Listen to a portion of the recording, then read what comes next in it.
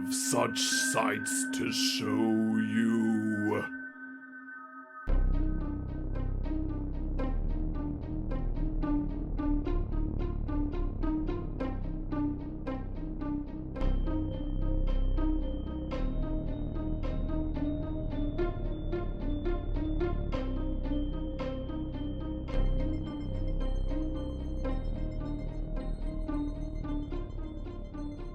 We're Poppin the Scary Horror Podcast here. I'm your host, Coale, and with me as always, I have my good friend and co-host, Aaron.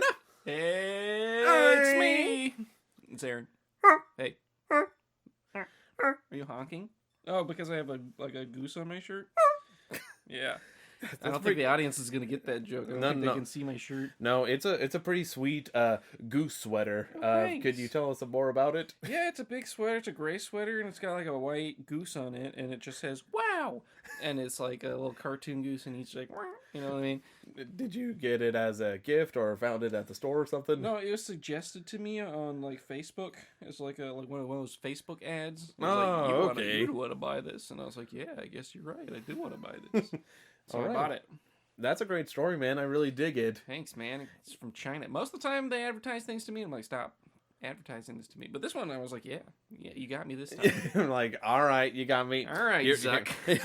You got me this time. Looks like you just got sucked. Zucked off. Thanks, Mark. Yeah. I don't have a clean transition to talk about Nosferatu after that. Speaking of non-human gremlin, we can look at people. Nosferatu. Yeah. So this actually came as a recommendation from Aaron after we had been watching some videos and stuff. He was like, oh, you know what? It'd be really cool to do like one of the silent films. I think you specifically mentioned Nosferatu. Yeah. And it was actually coming up on its 100th birthday. So it was made over 100 years ago, which is crazy to think about. It's awesome. 1922. Now it's 2022. For those of you keeping track at home, that's 100 years. Mm-hmm. So with Nosferatu, I feel like he's one of those icons that like isn't as popular as like Dracula or Frankenstein's monster or Wolfman, but it's still relatively popular due to pulp culture. Did you ever have any prior experience to Nosferatu? So I've never like seen it. But my first experience, or like any reference to Nosferatu that I can remember, is probably many millennials' first reference to Nosferatu, which is in that episode of SpongeBob with the hash-slinging slasher. Yeah. And at the end, for some reason, they make a Nosferatu joke where they're just like, well, who was flicking on the lights? And they go, Nosferatu! And it's an image of him just like, tuk, tuk, tuk, tuk, tuk, tuk. And that's the joke at the end. And I remember watching it as a kid and being like, that's probably a reference to something I don't get. Yeah. And then as an adult, I was like, that's a reference to something I don't get. So I had to like look it up. And it's Nosferatu. Yeah. No, I probably would say that was also my first exposure to the character Nosferatu. And I was with the same boat of you. I'm like, I don't get it. It's kind of weird and quirky, but... It's just one of those things that stuck with you as a kid because it's so out of left field for SpongeBob to include a character like that, which I'm sure they included it because it's actually public domain. So they were able to freely use the image of it overall. But aside from that, I mean, diving into the world of horror, they would always talk about like the beginning of horror with like the silent film eras, like Phantom of the Opera, Nosferatu, The Cabinet of Dr. Caligari, lots of these older silent films, but I had never watched it really before. I actually have a confession as a big horror fanatic. I've only ever seen The Phantom of the Opera, not the musical version by Andrew Lloyd Webber, but the original one. With Nosferatu, it was always one of those, oh yeah, I'll get around to watching it, and then it just keeps cycling around with all the other backlog of films that I said I'm going to watch that I haven't watched yet. You know, just jammed right in there with One Flew Over the Cuckoo's Nest.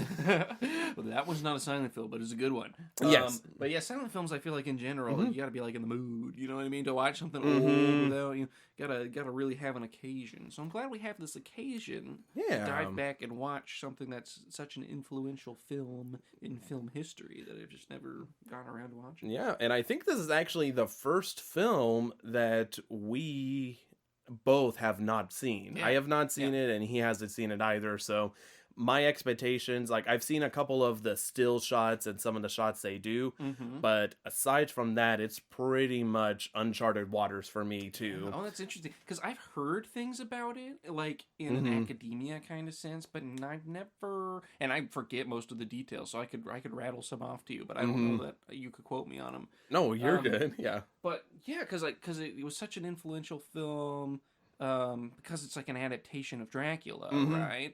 But it was made in like the uprising of Nazi Germany, right? Like, right after World War I Germany, and so it's kind of like, I mean, I guess some of the things I've heard about it is like it's pretty anti-Semitic. Really? Yeah. Oh man, that's a little sweat-inducing but there. not like overt. Well, maybe overtly. I don't know. We haven't watched the film, but like the thing I heard that was anti-Semitic about it is like the depiction of the Count or whatever, the actual Nosferatu guy, the monster, is like a greedy business guy or something, and they just made it anti-Semitic. And this is the part you can't quote me on, but I think it was like the director didn't really want to do that, but like in the uprising of Nazi Germany, they were like, the only films you could make are propaganda films, kind of, and so they kind of had to bend it that way to get it past the National Socialist office or whatever, the Nazi office. If I remember correctly, I know a lot of like Russian films and stuff, like if you watch like Soviet films, are the same way. Like Really? From that era where like they had to be propaganda pieces to be made, like like for the state to allow them to be made, so they have some sort of weird message. So if you watch old like Cold War films from Russia or whatever, like from that time period, they're all like communist bent. Oh lordy, yeah.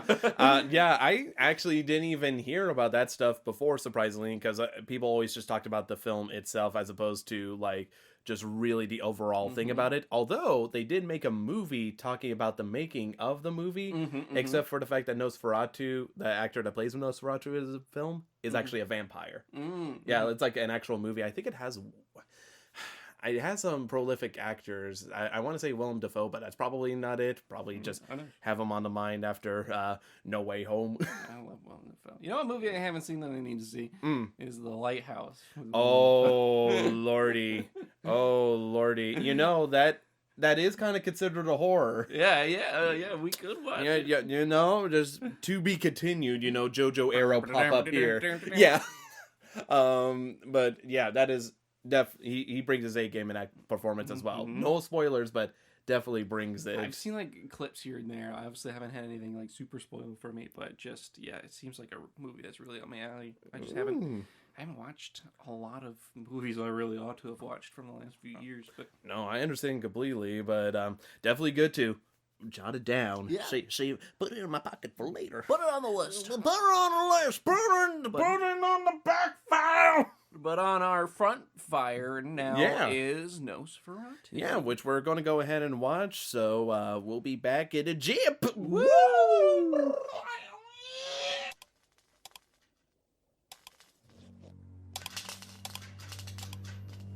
Okie dokie, Smokies. We just got back watching Nosferatu, and it's been a long time since I've watched silent films, so it was kind of weird getting back into the mentality of like watching silent films, because for people who haven't seen silent films, really, it's very much a different experience than your traditional film, since I mean, it's not dead silent. It's not like Aaron and I were sitting there for an hour and a half just in dead silence, but there was music playing along. But it is definitely weird because you have to get into the mentality of the silent film era, where not every bit of dialogue is explained. You'll see them sometimes talking, and you just have to kind of infer what's going on. So it was really an interesting experience. Aaron, how was it watching Nosferatu for you?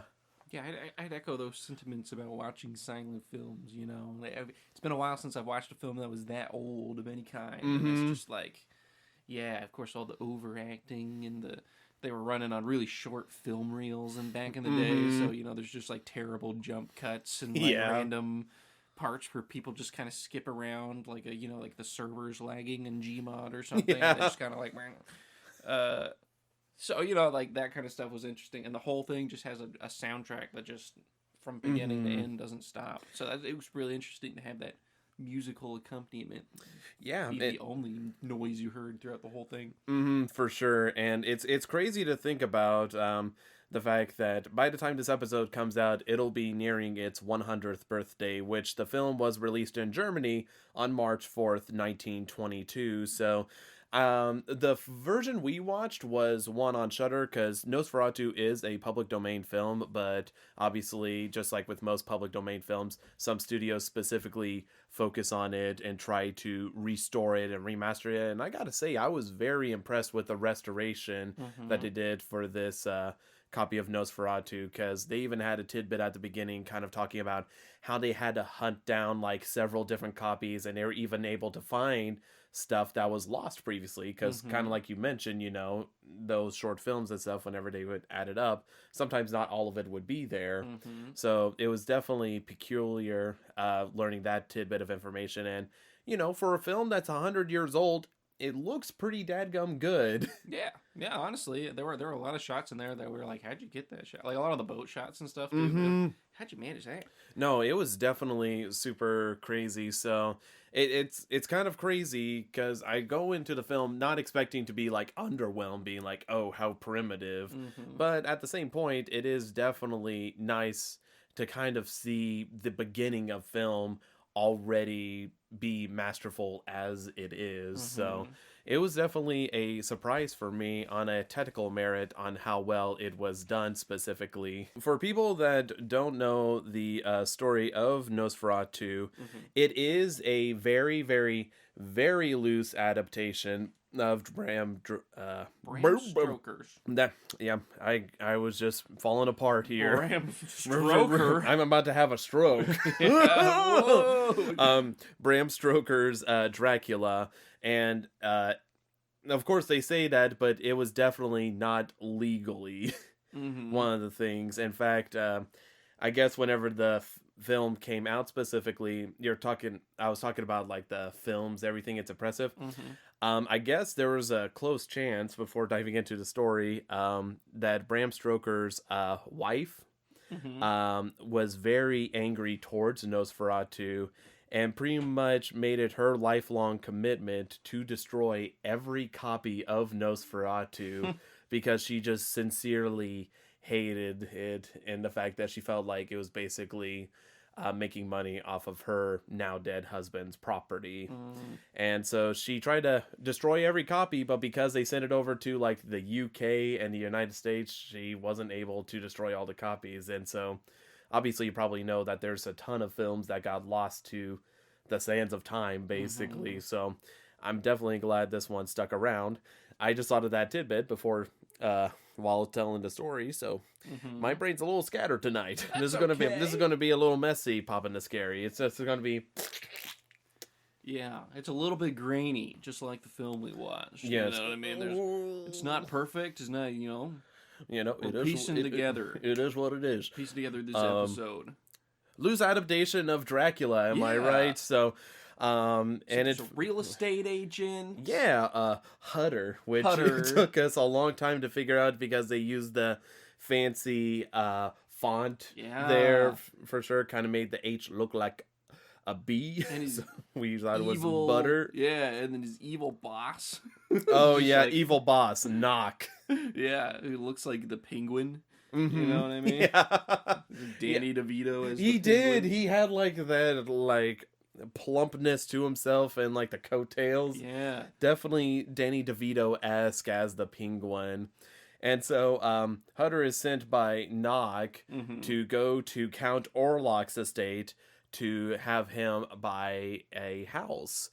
Count Orlok wants to come to town. Yeah. And he's like, we'll sell him that property across from your house, that old abandoned one. And he's like, okay, I gotta go to the land of phantoms and thieves. And so whenever Hutter goes over to Count Orlok's, he suddenly discovers that Count Orlok isn't exactly normal by any means of the words. Yeah. And so from that point on, he kind of realizes that Count Orlok is not a normal human being, but instead is... He's a big Jewish stereotype.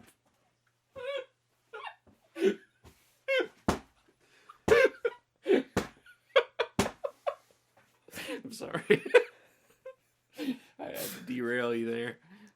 Dude, I was already on a rickety mine cart, and I just got blasted off the storytelling. I thought I was going to blow it off with a fact, like, oh, let me tell you about Bram Stoker's wife.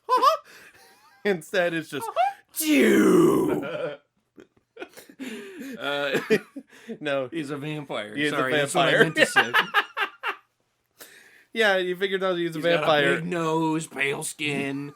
He's Long taking all tendril property. fingers. Yeah, vampire things. And from there, Hutter kind of realizes, oh, geez, I'm kind of in a mess right now.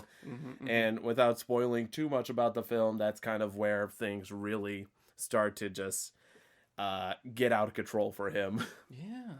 And so overall, I mean, story is like fairly straightforward and everything, which is not too surprising. Right. You're not expecting like these crazy kind of Inception level of thinking specifically, which I don't have a problem with more simplicity stories. Like one of my favorite movies is Snow White and the Seven Dwarfs from Disney, which is like the simplest Disney story I think they've ever made specifically. So I think for the story, I think it works out perfectly fine. Like I was still invested kind of seeing like what exactly was going on. And I felt like it's kind of hard to talk about characters specifically because really at that time, like from what I remember from watching Phantom of the Opera, you don't really get to have a huge character dive into who they are, what they believe and everything. They kind of serve more as plot devices, really like bare bones. They're a little bit more one-dimensional for sure. Yeah, I think a lot of that is because there's hard to add nuance when there's no noise. But no, for sure. And so like characters like Hutter and his wife Ellen. They're definitely more one-dimensional, and even Nock, who is clearly evil from the very beginning. the Like it's not music, even like, a spoil. changes. Yeah. The music is like. Yeah. And he's just like, yes, rubbing his hands together. Go sell him that property. They're definitely one-dimensional, but again, I don't think that's like a really hard knock against it specifically. Knock. It's not a hard knock. You ever notice how knock is, if you were just to spell it differently but pronounce it the same, is how you say night in German. Ooh. Knock. Night. Is that in perfect? I don't know. Well, and if you want to know something interesting, so the actor who played Nosferatu, his name is Max Schreck. Yeah. It's Yiddish for something. Well, I was going to say it's actually German for terror. Oh. Yeah. I thought it was Yiddish for something too, like paranoia or something, but same thing. Yeah, kind of like that same thing overall, like sort of definitely kind of spooky thing. Let me consult the Shrek Yiddish. Yeah. Let's see. It just gave you literally a German good definition. Lord. Fright. Let's see. Fright, terrify. Surname is Shrek. Oh, dang you, Shrek. Talk about Shrek. But yeah, it seems to translate to like fright, which I guess really the one main character you can talk about in this film is Nosferatu, because I feel like he's the most captivating out of everyone. Just the unique design.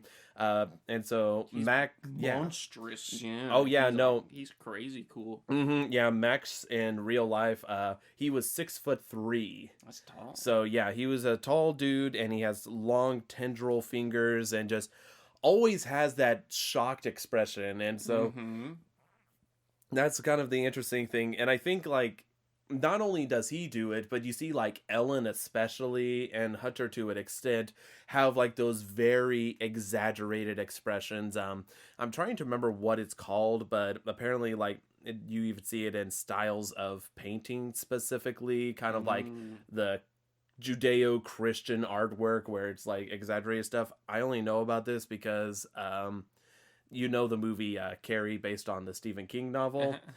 The main Sissy Spacek. Man, I cannot talk tonight. Holy cow.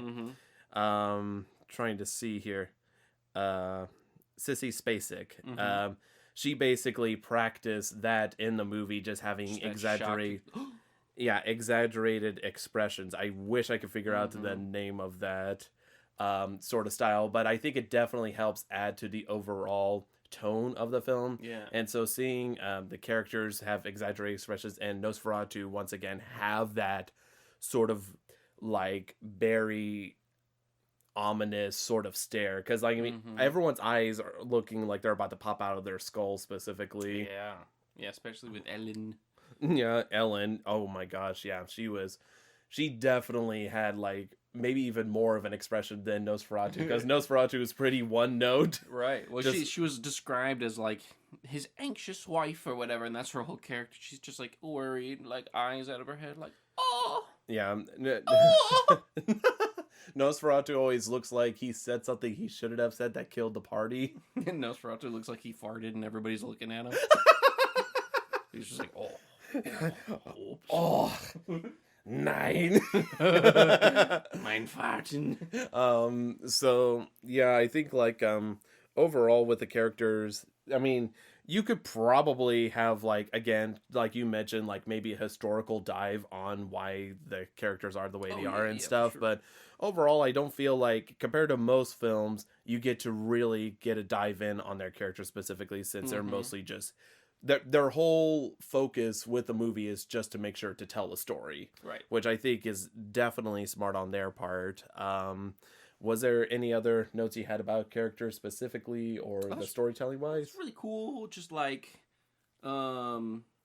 just the setting, I guess, the way they filmed it, and the like kind of color coding they did without having access to color. You know what I mean? Because they kind of, there's like you could put a tint, you could put like a film over the whole thing or whatever, and so like to tell you that it was nighttime, they put like green tint, and then to tell you it was daytime, it would be like yellow tint, you know what I mean? Because those were like fairly important, because vampires can't come out at night, you know what I mean? So those are like important things to depict. It was interesting, but also just like the setting, because I mean, this was a period piece for the time too. Buildings and you know, they had cars and stuff in the 20s, so they had to like you know, still do the costumes and makeup and everything, and so it was cool seeing like everything was just like dilapidated plague times and like where they filmed this, and it was interesting to see that sort of set work. I'm sure they had to build some of that too, like actual sets. But... No, I think it's definitely one of the strongest aspects about the film is just the locale, and for like not really knowing the rules of film, since basically like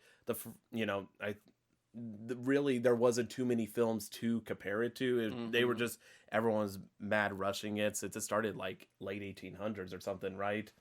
Yeah, I mean, the original film was like, so limited. You could get like the coolest films from the late 1800s were like, here's a shot of a train, you know what I mean? Like that's so film was still very young at that point. But for it being kind of like one of the first films made in film's history, it has a lot of impressive shots. Like there's like a lot of angles that I'm like, man, that's a really cool shot you did. Yeah. And it's surprisingly more artsy than what I thought it was going to be, because I thought a lot of those artsy kinds of films from this exact era of like, because I feel like this is when they started popping off of like what a movie could be. Because a lot of original movies were just like theater shows that they would film. Exactly. You know what I mean? Yeah. And this was like, narrative filmmaking. No, because they would focus on landscapes, and then there's we were talking about it during the film, but they had that one impressive shot of the ship sailing across the sea, and I'm just like, how in the world did you get this footage? Right, because it looked like they were like far from shore. It looked like they were in the middle of the ocean,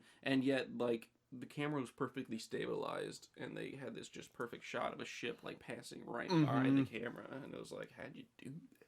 No, it's definitely impressive the amount of shots they did, and I think that was probably, honestly, one of my favorite aspects about the film is just the way they went about filming it. And I feel like mixed with like the sets they would have, I really liked how they designed it, because it is very primitive, but also stylized a tiny bit. And again, having the actors kind of act a certain way, it just meshes perfectly, I feel like. So it was definitely a nice film to look at. There was definitely not like any boring shots by any means of the word. So definitely one of the biggest things, which so far for me is Max Schreck as Count Orlok. Yeah, he I mean, was he's awesome. definitely the most captivating character Yeah. out of everyone. That and the settings, I feel like, are some of the strongest points the film has going on for it. I also really like the score that was specifically accompanying me. Man, I cannot talk for my life. Talk. Yes. Talk, damn you. Talk. I'm sorry. I really like the music that played during the movie. Mhm. I felt like it was a very appropriate orchestration, which I'm not sure if it was like the original piece that they had playing with the film overall, but I felt like all the music was very appropriate and gripping, and Mhm. it never felt like inappropriate, like, this is a little fast pace or a little slow Yeah. pace for what's going on screen. So Right. it- You really kind of blend into it after a while. Mhm. And I love what they did, like, because sometimes they would do sound effects, like, with the music. You know? Yes. Like when, like, the rooster's crowing or whatever, and they'd be like, yeah, like they would do that, as opposed to at the time they didn't really have any way for sound effects specifically unless you were part of the orchestra kit, right. which is why like picks like Steamboat Willie was impressive whenever it came out in 1928, because it was like the first sound cartoon Mm-hmm. where people are like, holy smokes, it's making that noise. Yeah. So I think it's definitely impressive that they were able to include sound effects with the orchestration just to fit on what's going on. I feel like that was definitely an innovative move that I can fully appreciate there. For sure. And trying to think, I mean, it's really hard to kind of talk about this film because, again, at the time it was just more of a straight-laced sort of film as opposed to like diving in, but like a lot of that eeriness stands up, you know. oh what my I mean? gosh, yeah. Because like this is a horror movie podcast. We just watched a horror movie, like one of the first horror movies. But like, it's not a horror movie by today's standards of like the killer pops out and jump scares you. You know what I mean? Oh yeah. But at the same time, it was like very creepy, and a lot of that creepiness stands up today. Not only just Count Orlok, but like the way he moved and stood and was present. There's a couple scenes where you can like, I won't give anything away, but like where you just see his eyeballs through like wooden slats or something. Oh my and gosh. It's just like, it's like terrifying. Just him.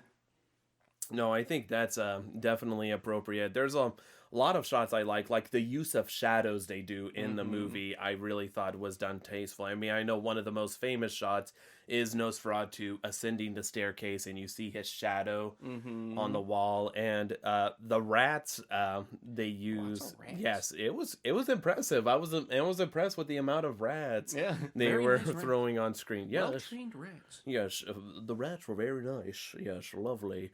So there's a lot of shots that I'm like, wow, I'm really impressed with this shot.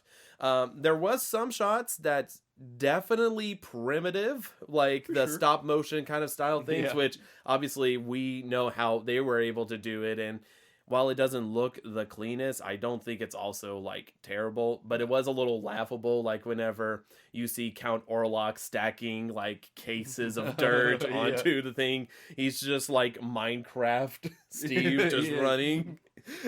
Just Yeah, and they like sped up quite a bit of the footage with Count Orlok. oh my god, I forgot. Yeah, because I think like at first I was wondering, because like in the first shot they do it with him, and I'm like, what are they doing? But I realized, like, I guess that you were like showing off his vampiric speed or something. I know. His like shadowy power. But like, yeah, I was just like, why are they like doubling the speed of this footage? And I didn't realize till later, whenever he did a couple other things, and was like, oh, like the dirt stacking or whatever. That I was like, oh, yeah, exactly. Yeah, it's like, oh, I see. But yeah, there's definitely some parts that definitely is not too well aged, but at the same time, I don't think it's anything that's like takes you out of it. Right. I think whenever you dive into a century-old film, you expect some of the effects to maybe be a little bit cheesy. Yes, for sure. And so at the time, I'm sure it was revolutionary just having to stop motion kind of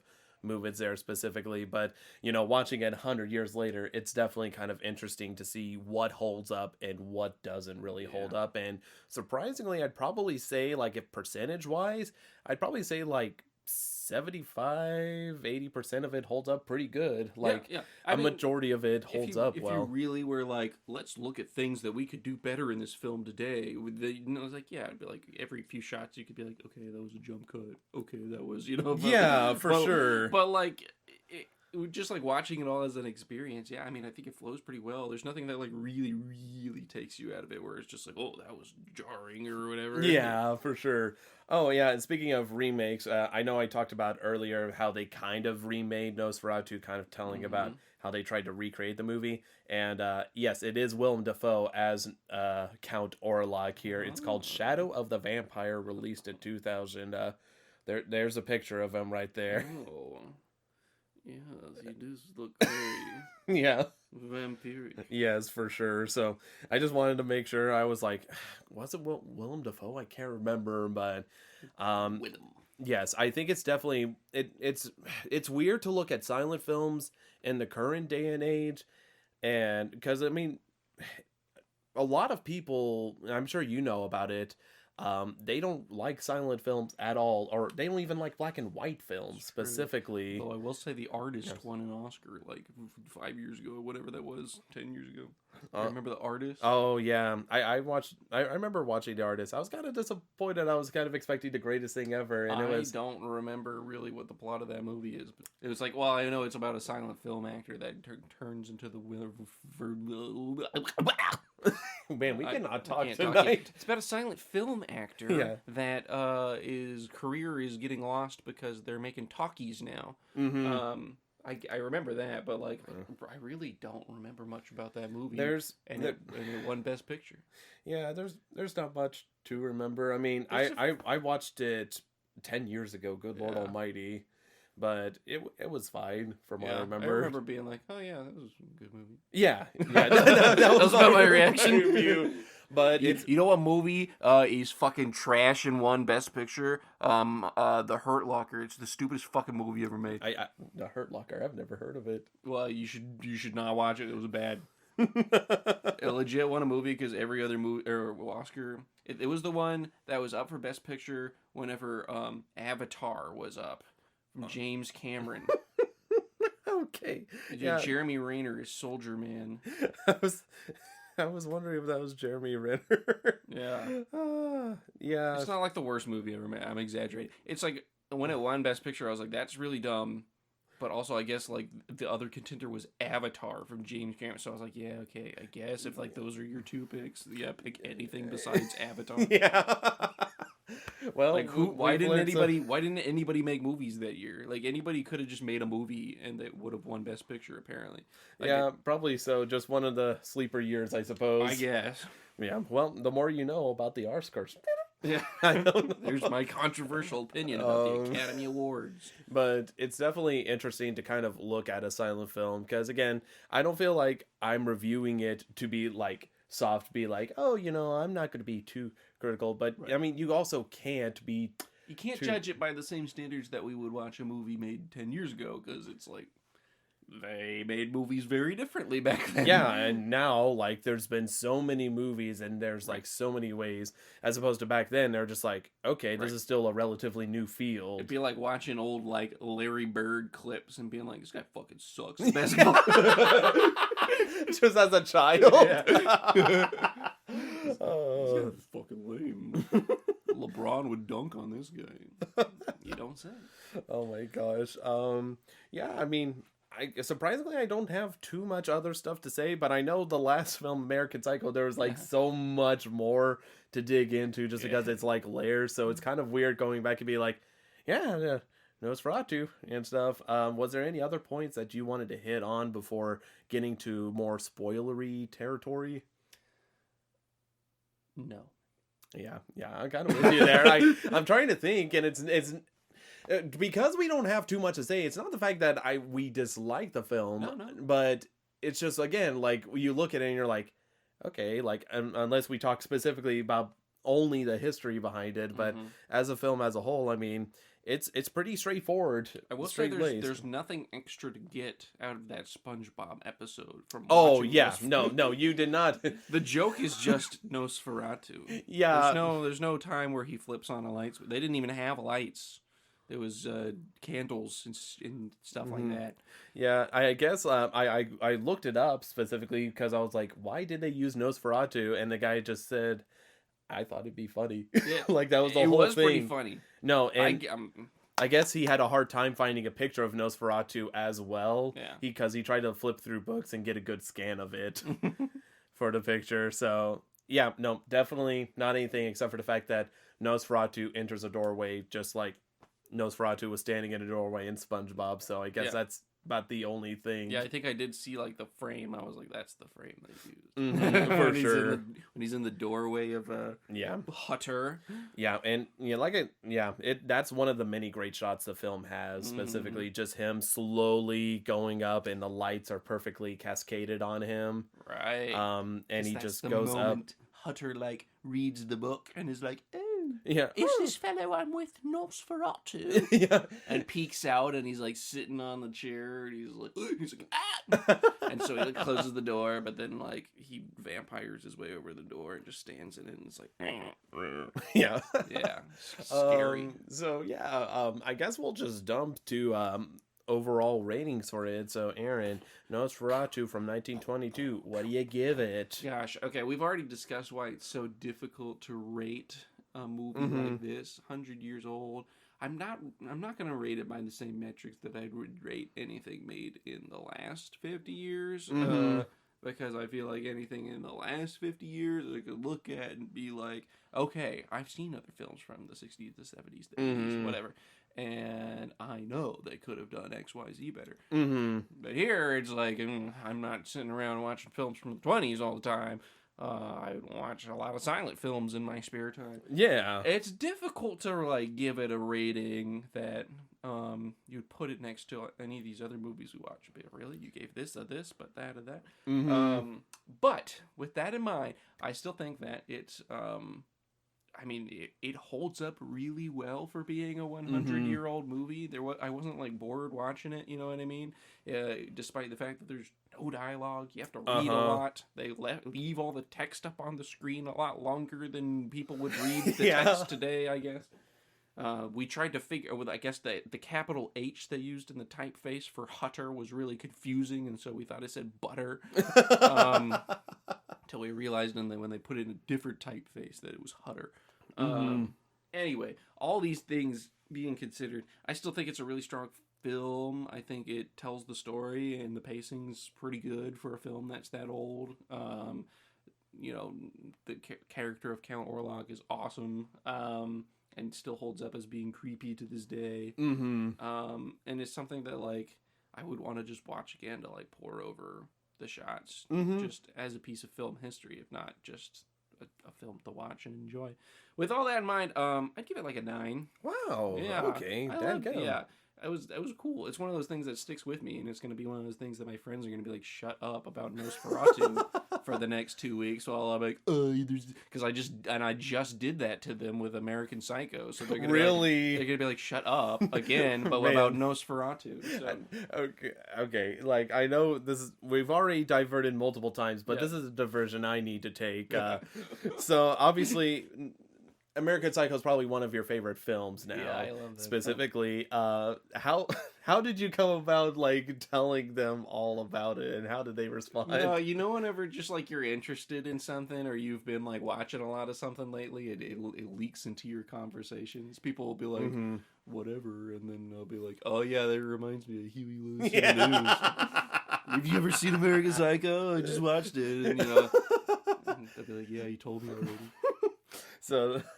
I know exactly what you're talking about, because I was the same way with JoJo's Bizarre Adventure. Like, whenever I discovered that anime, I just would not shut up about it, because I was like, man, it just blew my mind. Is this a motherfucking JoJo rip? Yeah, exactly. And so, it's one of those things now that, after the last couple of years, I've definitely died down on the fandom. I still like it a ton, but I don't try to bring it up in any conversation now, because, I've just kind of acknowledged, like, people that don't know about it probably don't want to know about it. Oh, yeah. And B, there's so many bad examples of JoJo fans now since the fandom has exploded, where they're completely toxic human beings, and I'm just kind of like, okay, I don't want to be seen as one of them, so I'm just gonna walk away. Yeah. Like people that like Rick and Morty fans, you know what I mean? Like Rick and Morty's a good Oh show. my gosh, but yeah. you can't be a Rick and Morty fan, even though it's a good show, because it's just like the Szechuan sauce incident or something. Oh yeah, the connotations and the Ruined that. connections.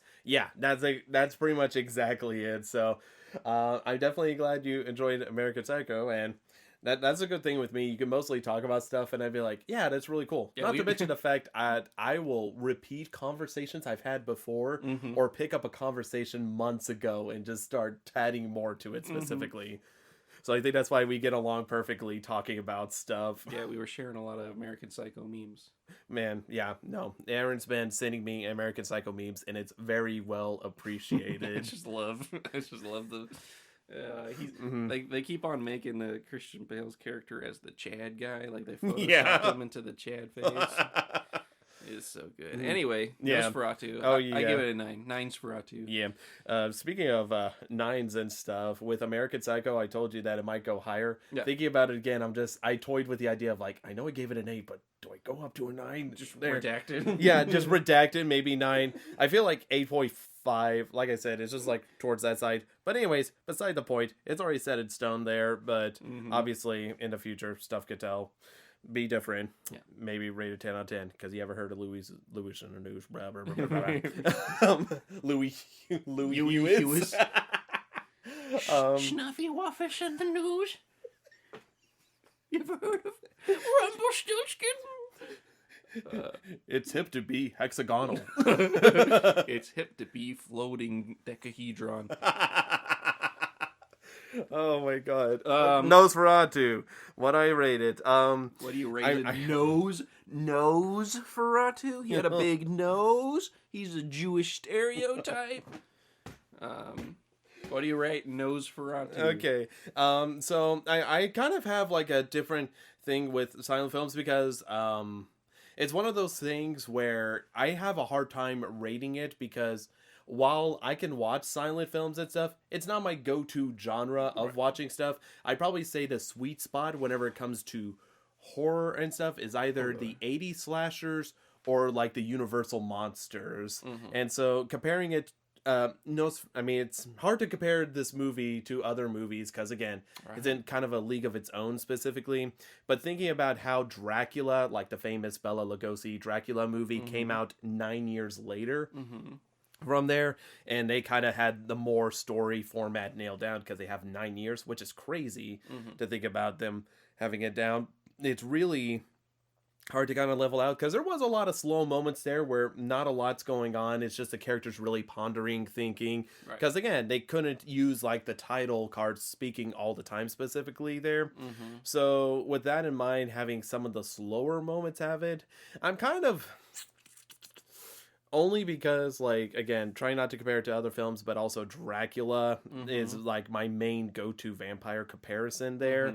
I'd probably rate Nosferatu, it's a very close 7, possibly a high 6, around that area, 6.5. And again, it's, like, no hard knock. It's just the fact that this isn't a film that is, like, one of those things, like, oh, man, I gotta show all the people who don't like silent films this specifically, because I mean, if I had to show them a silent film, it definitely is probably one of the highest contenders because I've seen other silent films and it's like one of those things that's so hard to get enthralled because I'm so used to modern films specifically. Like black and white's never bothered me specifically, but whenever it comes to silence and not having that dialogue, I only rated that a little bit low. I could see why you rated a 9. I totally respect it, and I do herald it as one of the best early examples of horror films and stuff.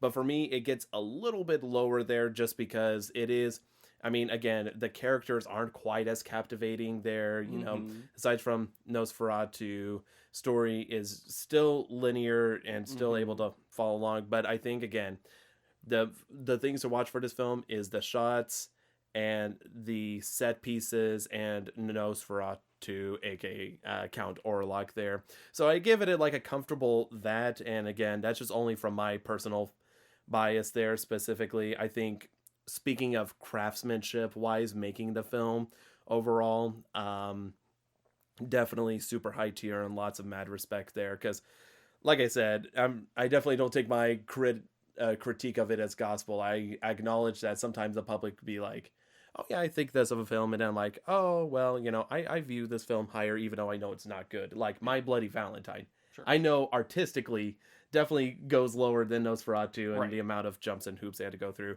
but I just have a more fun time with it. But yeah, so that's kind of like my rating there overall, only because yeah, probably have to go there, but definitely respect the 9 and totally see where you're coming from there. I could even think of like other, and it's been a long time since I've seen some of these movies, but like other old horror movies, like the Swamp Monster movie, whatever that one was called. The Creature from the Black Creature Lagoon. from the Black Lagoon. Yeah. Yeah, like I'm thinking back to that, and I was like, I remember like not being that entertained by that, even though it's like an iconic old horror kind of thing. But like I was very entertained by Nosferatu. Well, that's good. I'm really glad to hear that. We'll probably have to watch the Universal monster films at some point also, because I'm not sure if you've seen them quite a bit. I haven't seen most of them. I've seen I've seen Creature from the Black Lagoon. I've seen what was it, The Blob? The Blob. Yeah, technically, I don't know if that was Universal, but that came out in like the 60s, I want to say. Yeah. And Creature from the Black Lagoon came out in the 50s, I believe. They were one of the last classic monster there. But yeah, that's really interesting. They're kind of seeing that comparison there. Yeah. But I'm definitely glad you had a good time, because I know during the silent film, we're both pretty silent. It's just the music playing and then us doing reading the title cards. Yeah, reading the title cards out loud. It was the land of phantoms and thieves. The way they talked was so fantastic.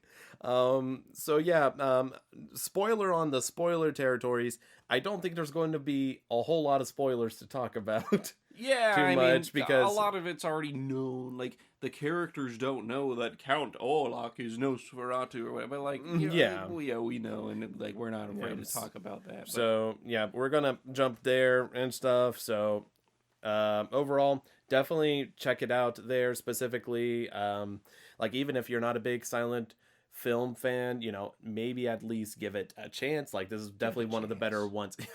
Take a chance on me. Yeah. Ba-da-da-da. I will say, just if you're in the mood to watch some old movie or whatever, like a real old movie, like yeah, give it a go. It's good. Yeah. No. But like if you're not in if you don't have the patience to sit and read a movie, you know what I mean?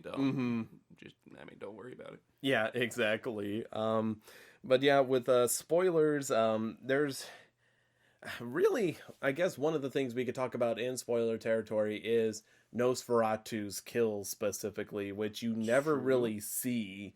There's really not a whole lot of violence overall. Yeah. And so he does his deeds in the shadows. Yes, exactly, because everyone's just, you get signs that like lots of people are dying from an illness from like similar bite marks, which surprisingly Hutter was not affected by, I guess. Yeah, well, so interesting enough is that he kind of just like a vampire would do, I guess, is he sucks the blood out of you at night after night. And so even like that sailor or whatever that died, all of them died eventually, but the sailor that was like, there's another person in my cabin that's, like an unknown stranger on board, and they're like, you're crazy, you have illness or whatever. It's like, it took him a few days to get all of his blood sucked out or whatever. Whereas Hutter, I guess, never got all of his blood sucked out, and they just left him in the castle. Count Orlok went to go to his new house, and so he escaped, but he never got like finished off.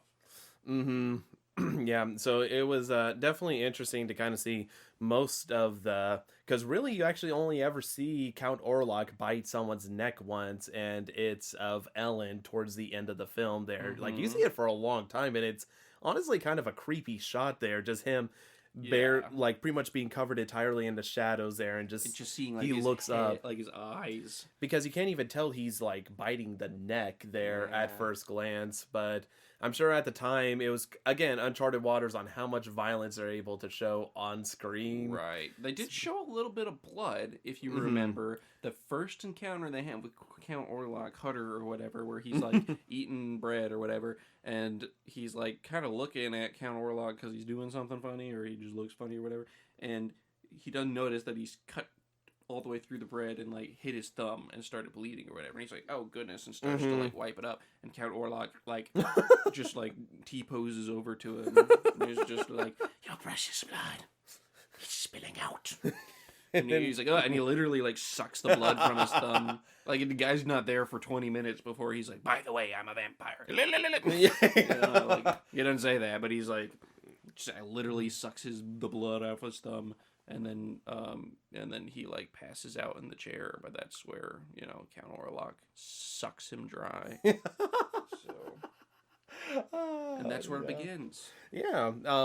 So I think that's I feel like it's definitely a gruesome film in a sense that you do like. It's an effective film because you acknowledge that Nosferatu has definitely killed people, even though you don't really ever see him kill peoples, which I think is definitely effective, that they can convey that sort of tone without having to show everything there specifically. And I feel like one of my favorite moments of the film is whenever Orlok is brought onto the ship there, and it focuses on the ship captain and the first mate there, and they're kind of like, why the heck is everyone dying there? They're talking like someone else is on board. I don't get it. And basically they all die there specifically, and so I feel like that was just one of the most effective and shots I like the most about the film. I really like the lore from it. I have to admit, I have not read Bram Stoker's Dracula, so I don't know what they took of this and what they invented, but I like that he had to like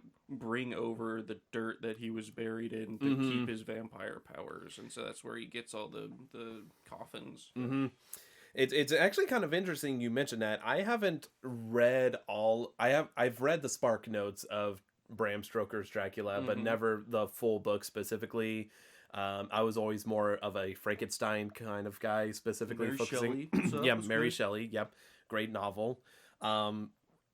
But one of the things that's interesting is like towards the very end, this is probably the biggest spoiler of the movie, is Nosferatu dies at the end because he's hit in sunlight, specifically, which in Bram Stoker's Dracula, sunlight doesn't kill vampires, it just weakens their powers, but it never specifically kills them. So this is actually one of the first instances of the idea that sunlight kills vampires. So I thought that was something very interesting. Obviously kind of ignoring the whole logic side that Count Orlok has been around for so long and just manages to goof up and be out. Well, I mean, it was kind of like it was part of the story because Aline did it on purpose. Aline, whatever her name is. Ellen.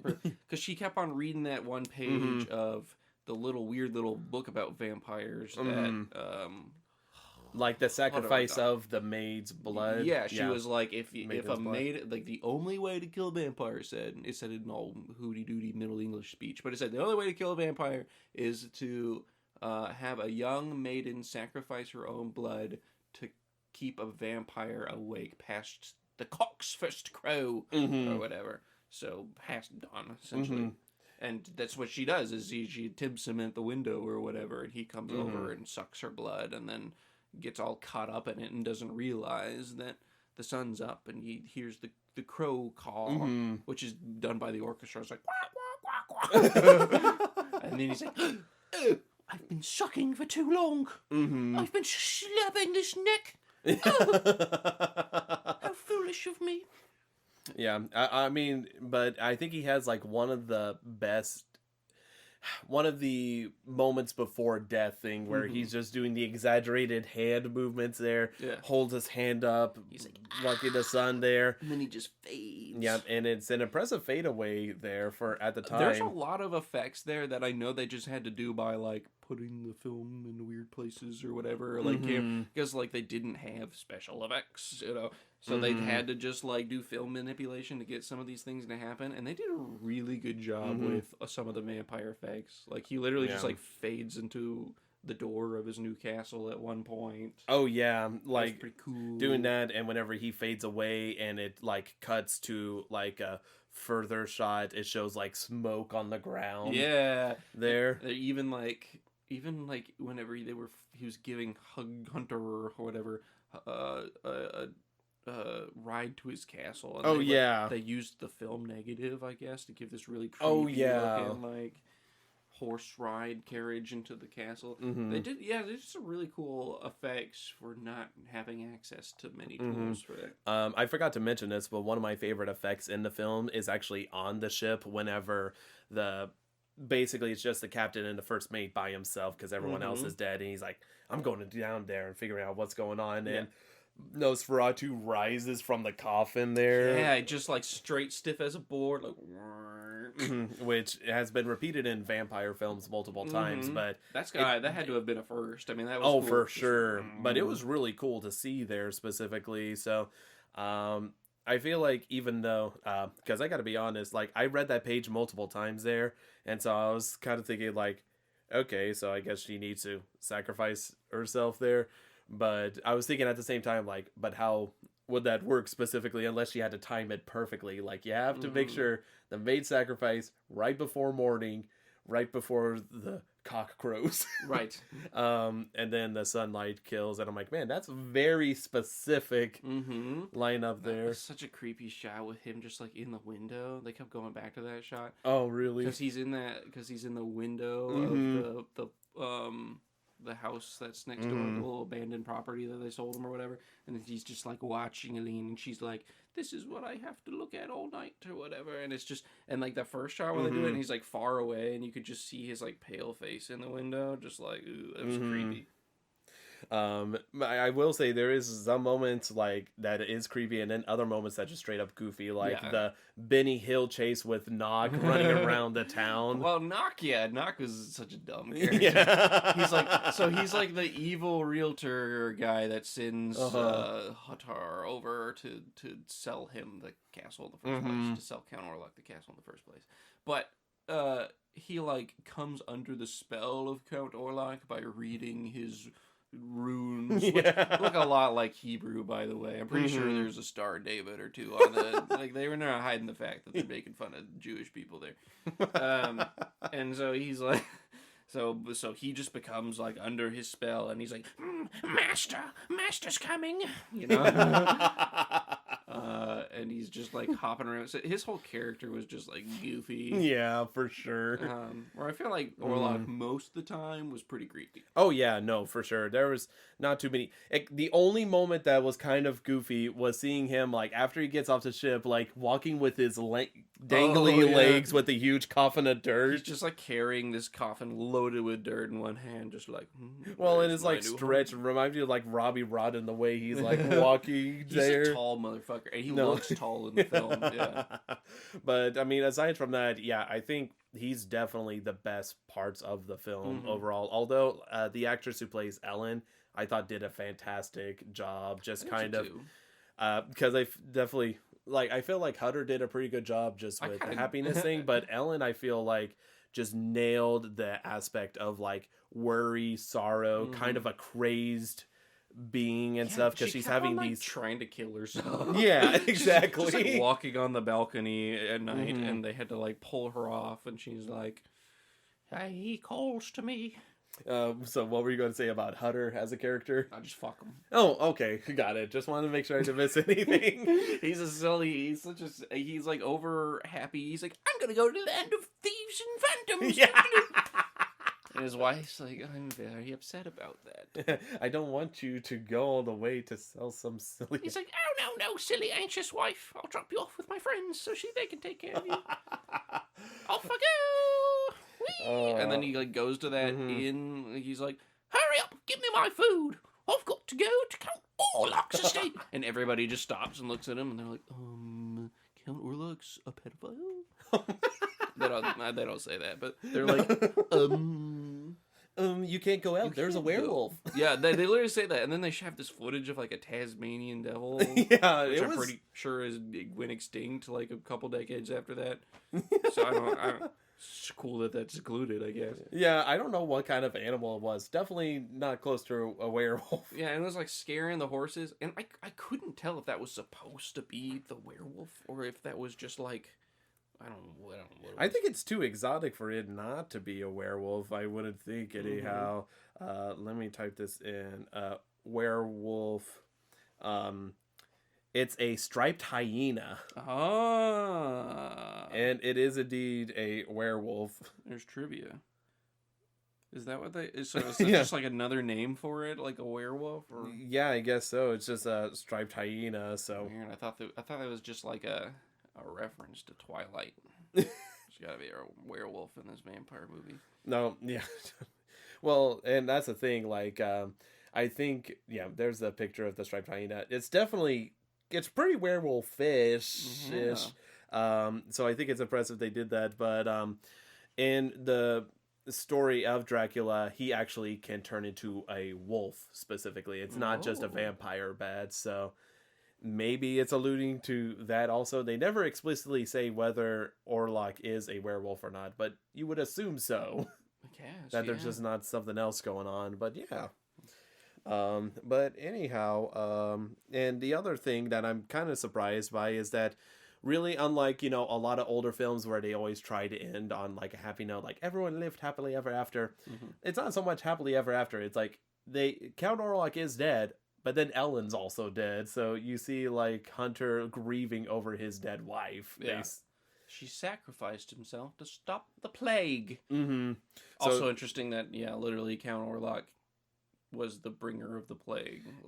I know, yeah, and releases 1922, and I'm just like, isn't it ironic? Ironic. Yeah, exactly. Have a Palpatine moment. It's not a story the CDC would tell you. Yeah. Did I ever tell you about the Nosferatu plagues? Nosferatu, the plague bringer. We're just getting to the weird point at night that we're just saying Palpatine quotes. Aside from that, man, is there anything else you wanted to say about Nosferatu? I guess I do want to touch on just that scene in the boat where he grabs the hatchet and goes down and is like cutting up the coffins. He's like, I'm gonna find, and all the rats are spilling out of him, and then Nosferatu pops up before he can get to his coffin, and the guy just like nopes and just jumps off the boat. You know what I mean? Yeah. That's a scene that's gonna stick with me. It's just him going down to like find, because he's like, who's this unknown passenger that's down here? And he's cutting up the weird cargo they brought on board, which is all the dirt coffins or whatever, and full of rats. And then Nosferatu just like towers over the poor guy. That's some cinema. That's what I'm in it for. Really? Was that your favorite shot of the whole movie? It was one of my favorite scenes. Yeah, it was probably my favorite scene. Yeah, okay. Just he walks backwards and then just falls off the boat. Yeah, that part was cheesy, but just the whole like him hunting down Nosferatu and Nosferatu not even having to do anything, just being like, look, fool. Yeah, because it's just so alien and stuff, just because it's like falls in an uncanny valley. It's not like where most vampires are fairly human, but they're just a little pale, slick back hair, Right.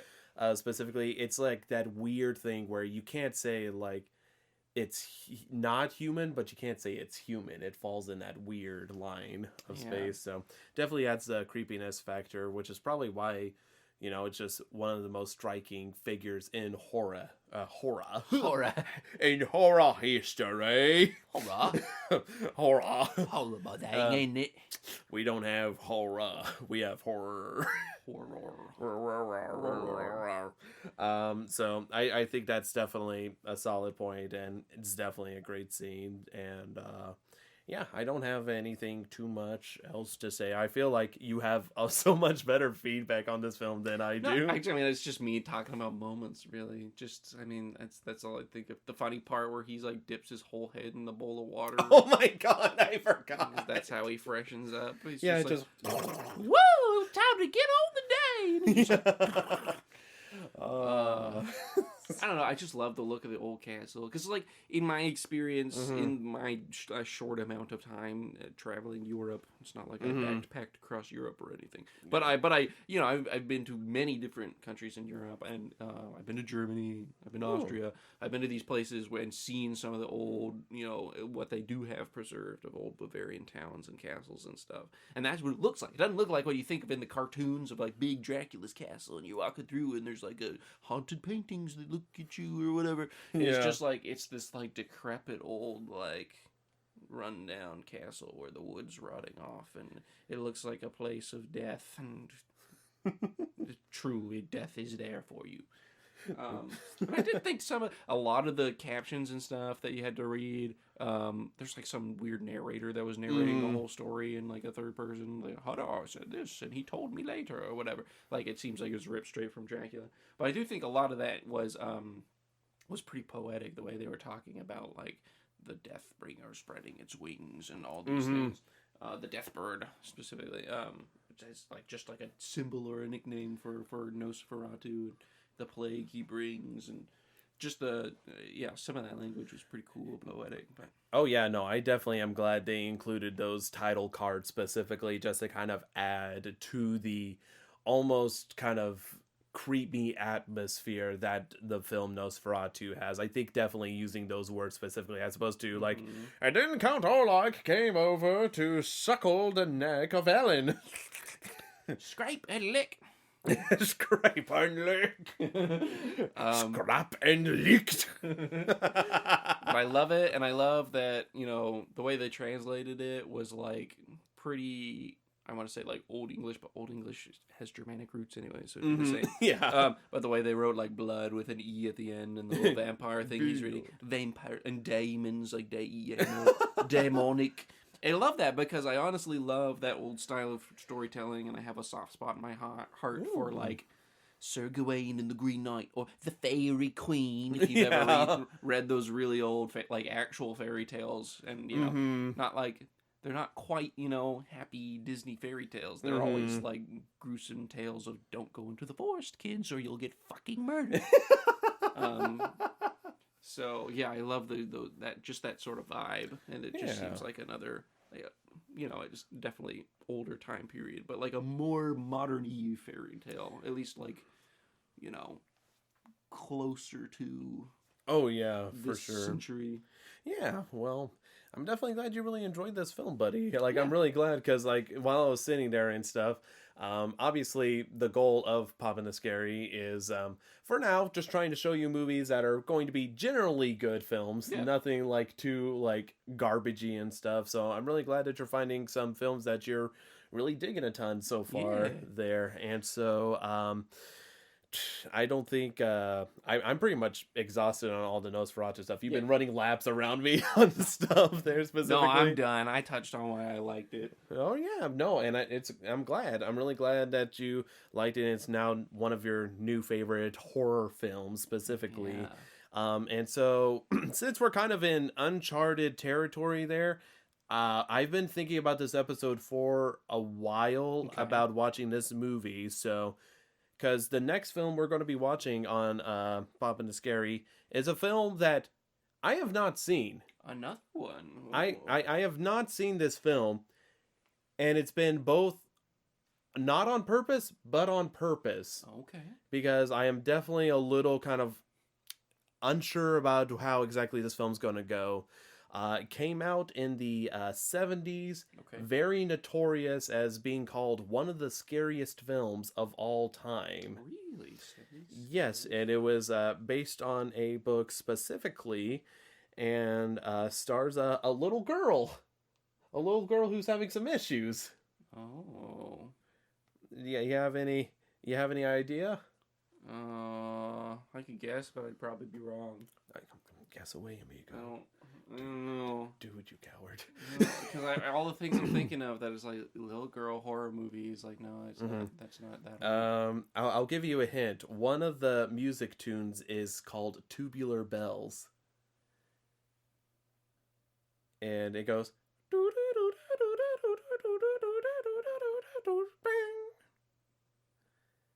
I don't know. And there's some exercising in it. The Exorcist? Yeah! I thought that was much more recent. Is that really from the 70s? Yeah, it's from 1973. Okay. Because I was kind of thinking of The Exorcist, and she like crawls out of the TV. I was like, oh yes, it's that girl. But I was like, no, that was like the 90s. But wow, Yeah. 70s. Okay. So thank you all so much for listening to this episode, and we'll catch you next time when we're popping the scary with The Exorcist. Woo! Woo! The nightmares will continue with the death bird, the cock crows. Dying Exorcist. Dying Exorcist! Be sure to subscribe to our YouTube, Castbox, or iTunes platforms to stay up to date when new episodes drop. To see what Aaron and I are up to, check out our respective Twitter accounts. For me, it is @ColeKirkVA, and for Aaron, it is @AnimalGameDev. Thank you all so much for listening to our podcast. We'll speak to you all again next time when we're popping the scary.